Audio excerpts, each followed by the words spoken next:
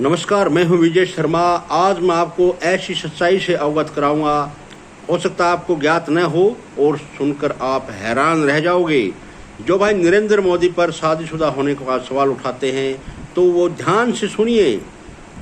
महात्मा बुद्ध का नाम आपने सुना होगा, वो शादी के बाद ही सन्यासी बने थे। जी हाँ, और उनकी धर्मपत्नी का नाम यशोधरा था। आप ध्यान से सुनिए, महात्मा बुद्ध की धर्मपत्नी का नाम यशोधरा था और वो भी एक सन्यासी बन गए थे। और महावीर स्वामी भी शादीशुदा थे और वो भी सच की खोज में निकले और उनकी धर्मपत्नी का नाम यशोदा था। और नरेंद्र भाई मोदी भी शादीशुदा होने के बावजूद भी देश सेवा में निकले हुए हैं, देश सेवा कर रहे हैं और आगे भी करते रहेंगे। और उनकी धर्मपत्नी का नाम यशोदा बेन है। आप सुना आपने ध्यान से।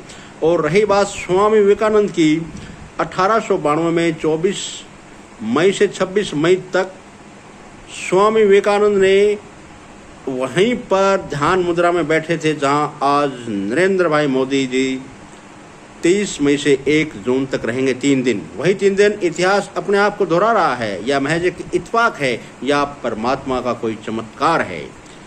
और स्वामी विवेकानंद का वास्तविक नाम नरेंद्र नाथ दत्त था। जी हाँ, बिल्कुल ध्यान से सुनिए आप। स्वामी विवेकानंद का नाम नरेंद्र नाथ दत्त था। वो भी नरेंद्र भाई थे और ये भी नरेंद्र भाई हैं।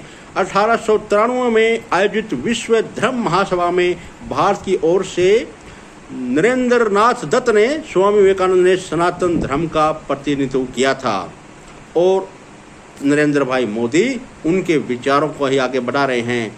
अब 3 दिन ध्यान मुद्रा में रहेंगे, उसके बाद 4 तारीख को फिर वो विजयी होंगे।